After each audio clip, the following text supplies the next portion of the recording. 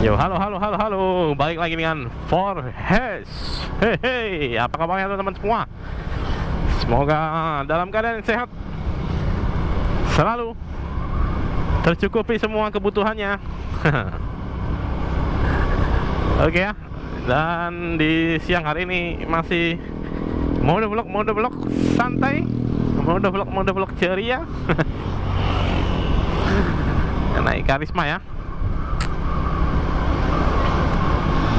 Oke, dan kali ini saya mau lagi-lagi memberikan tips buat pemula naik motor. Tapi sebelumnya, kalau teman-teman yang baru nonton video ini, baru tahu channel ini dan pengen bisa naik motor Matic terutama ya, yang paling gampang, saya sudah ada bikin video tutorial di playlist belajar motor Matic. Nah, di situ teman-teman tinggal nonton dulu lah ya, nonton baru praktekin mana yang dikira-kira lebih mudah aja sih caranya. Karena saya bikin caranya ada banyak variasinya. Nanti teman-teman tinggal pilih aja cara mana yang sepertinya wah ini kayaknya lebih mudah, bisa saya lakukan sendiri, nah, atau lebih mudah untuk dipraktekin. Sikat langsung prakteknya. Terus kalau pengen punya perspektif lain, perspektif dari yang ngajarin pemula ya, misalnya teman-teman pengen ngajarin adiknya, pengen ngajarin kakaknya, pengen ngajarin saudaranya, pengen ngajarin temennya belajar naik motor, saya ada bikin playlist juga, itu tutoring tuh ya, pemula lah, itu pemula semua, gimana saya ngajarin pemula ya. Saya sudah nggak buka kursus lagi. Sudah setahun yang lalu terakhir, dan sudah tidak dibuka lagi ya. Ini saya ngelewatin jalan yang baru ini sekarang nih. Oke. Dan untuk video kali ini saya akan membahas soal apa ya? Lupa ya. Oh ya, membahas soal gimana sih supaya misalnya teman-teman pas belajar itu kan belum ketemu video saya, terus jatuh ya kan, terus wah takut nih aku belajar lagi, pasti akan jatuh lagi gitu. Jadi kalau ada yang mengalami ketakutan atau trauma ya dibilang ya, naik motor seperti itu, ada anxiety kecemasan, kekhawatiran saat mau belajar motor lagi karena pengalamannya mungkin ya buruk ya. Belum ketemu channel saya, terus belajar motor, terus jatuh mungkin ya, belajar sendirian. Sama sih saya juga, pengalaman saya dulu pertama seperti itu, belajar sendiri jatuh. Terus saya sudah tidak mau lagi belajar naik motor karena saya berpikiran itu di tahun sekitar tahun 97, 98. Iya, 96, 97, 98 lah kira-kira. Tepatnya saya udah lupa ya. Pokoknya SMP saya sih tahun-tahun segitu. Sudah tua. Jadi ya itu pengalaman saya SMP. Badan saya dulu cukup pendek. Motornya yang saya pakai itu Astrea Grand, punyanya bapak. Sore-sore baru pulang kerja langsung saya sikat. Saya ambil kuncinya, saya starter sendiri. Ah, naik motor kan gampang sih, tinggal ini doang. Tinggal ini doang, itu berujung pada jatuh karena kakinya tidak nyampai. Dan ya waktu jalan biasa sih normal sih gampang ya. Cuman saya nggak ngerti aja kalau harus mindahin gigi gitu. Ternyata lebih enak itu sebetulnya pakai gigi 2. Nah, pada waktu itu saya pakai gigi 1 jadinya nyendat gini-gini. Nah, gini-gini jalannya. Awuk-awukan kalau gigi 1 itu ya. Nah gitu. Karena begitu digas sedikit langsung tenaganya cukup gede ya. Sedangkan kalau gigi 2 itu dia lebih smooth, lebih mudah. Waduh, itu dipukul anaknya. Aduh.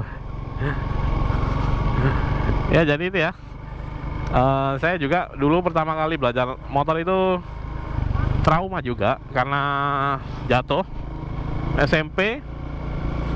Terus ya saya berpikiran, ini bentar lagi kan tahun 2000 nih. Pasti motor-motor yang menggunakan ban yang bergulir di atas jalan aspal, jalanan sudah tidak ada lagi, alias sudah ketinggalan zaman. Digantikan dengan motor-motor terbang yang tidak perlu belajar keseimbangan lagi, tinggal gas, push. Oke, realitanya ini tahun 2022 masih motornya masih menggunakan ban dan bergulir di jalanan ya Pak. Belum motor terbang, belum. Mungkin yang terbang itu mungkin drone ya. Bukan motor. Jadi ya itu.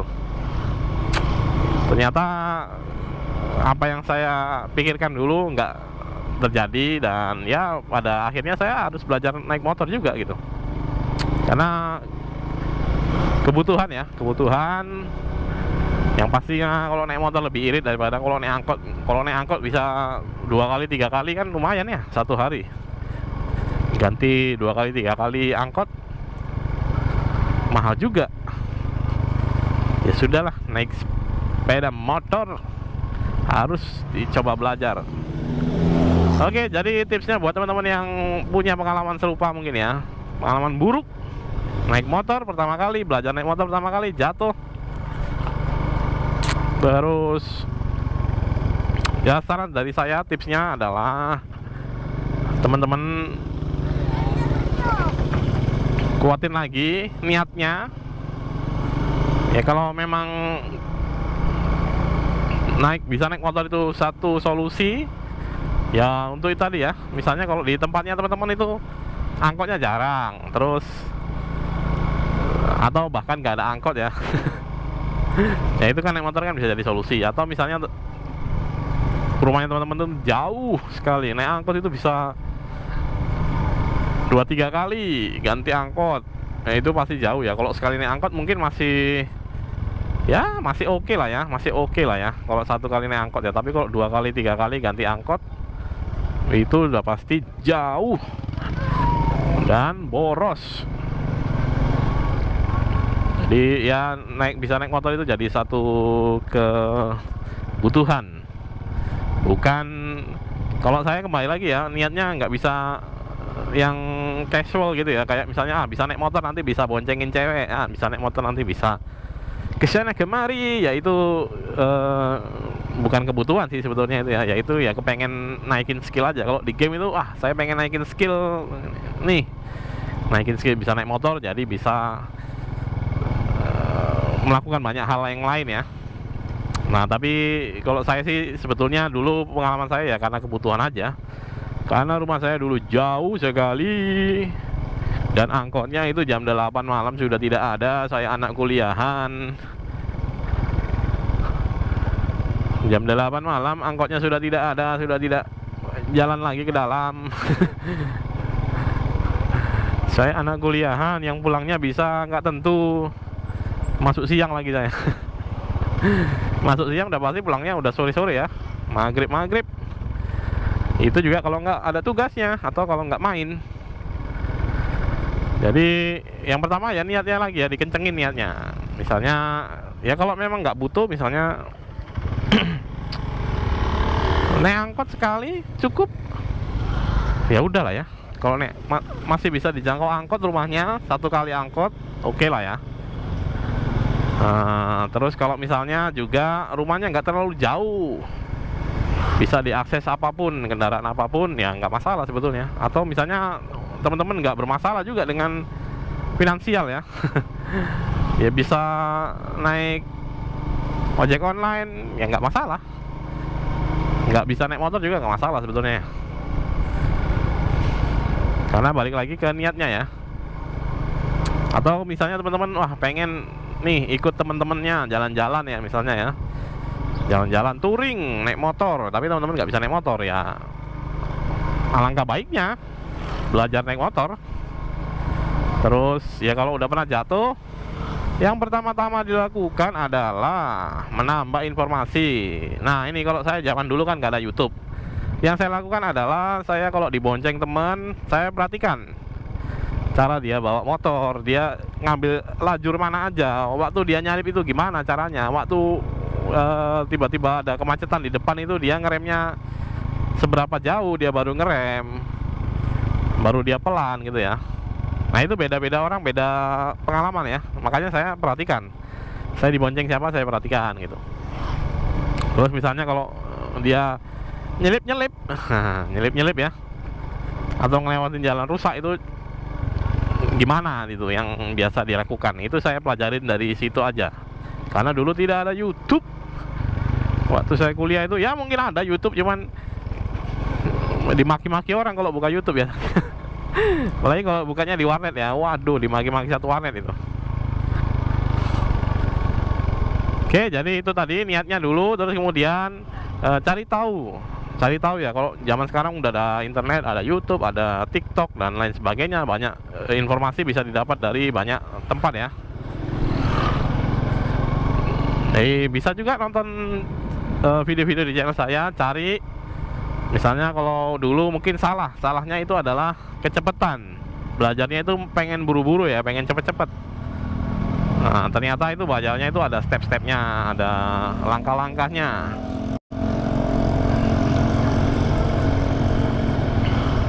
Nah, jadi teman-teman, kalau dari saya langkah-langkahnya itu adalah yang pertama itu belajar mengerem dulu ya. Yang paling penting itu adalah ngerem. Kamu bisa jalan, kalau nggak bisa ngerem bablas. Yang pertama-tama belajar ngerem dulu. Motornya bisa didorong-dorong pakai kaki. Ada juga videonya sudah di channel ini. Dorong pakai kaki, terus lakukan pengereman dengan baik. Kalau ngeremnya masih gitu ya, kaget, nah itu berarti belum. Jadi ya silakan teman-teman lihatlah di video-video saya itu, saya yang tutoring juga, saya ngajarin pemula cara ngerem itu sampai saya lihat itu ngeremnya udah bener.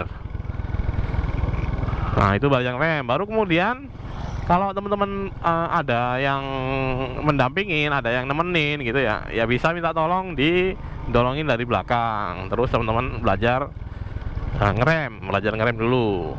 Nah, baru kemudian sudah oke belajar ngeremnya, baru nanti belajar ngegas. Nah, belajar ngegasnya juga polanya gitu ya, ngegas, sebenarnya dilosin, baru direm. Makanya belajar yang pertama itu ngerem dulu. Karena kalau jalan motornya nggak bisa ngerem, jatuh, bablas. Jadi belajarnya pakai pola itu, gas slow rem. Sudah, itu juga sekalian belajar keseimbangan ya, belajar keseimbangan. Terus setelah sudah bisa seimbang, kemudian belajar belok. Belajar beloknya juga kalau nggak bisa ini ya, nggak bisa langsung bisa belok ya.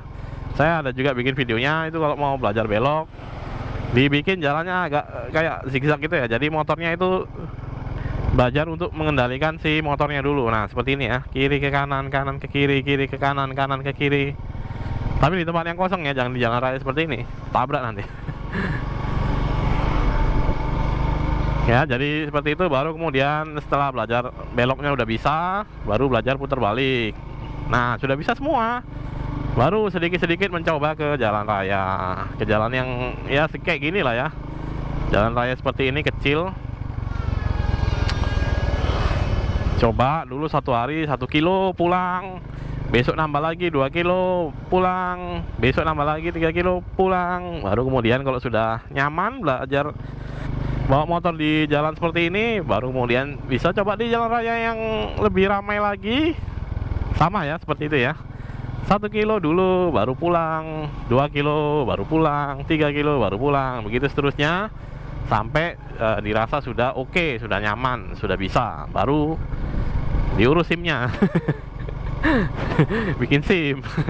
Kalau ke jalan raya kan butuh SIM ya. Kalau belajar motor ya sah-sah aja sih, kalau tempatnya nggak terlalu rame, sah-sah aja. Yang penting nggak merugikan, nggak membahayakan pengendara yang lain. Oke, jadi itu dulu Setelah kamu udah punya pengetahuannya, sudah nambah pengetahuannya, sudah tahu apa-apa yang harus dipelajarin. Nah, semoga itu bakalan memicu atau menambah ini ya, semangat untuk belajar lagi. Jadi traumanya bisa terlupakan karena sudah tahu caranya. Oh, kemarin salahnya begini, makanya jatuh. Nah, sekarang saya akan belajar dengan cara seperti ini. Gitu. Jadi diperbaikin lah kesalahannya. Jadi bisa memperbaiki kesalahannya. Seperti itu ya. Jadi ketika kamu sudah tahu itu rasa traumanya ya bakalan sedikit-sedikit terkikis lah. Digantikan semangat untuk belajar. Dan saya selalu sarankan belajarnya pelan-pelan, step by step, langkah demi langkah, sedikit demi sedikit. Jangan langsung tiba-tiba, wah saya udah bisa nih, udah tahu semua, saya akan mencoba ke jalan raya. Wow, jangan dong. Cari dulu lapangan atau komplek atau apa ya, tempat yang sepi, yang enggak banyak kendaraan lewat. Nah, di situ kamu bisa coba belajar. Nah, ini kalau halaman rumahnya seperti ini juga bisa ya sebetulnya tuh. Itu kan halamannya cukup luas tuh. Bisa kalau cuman untuk belajar aja.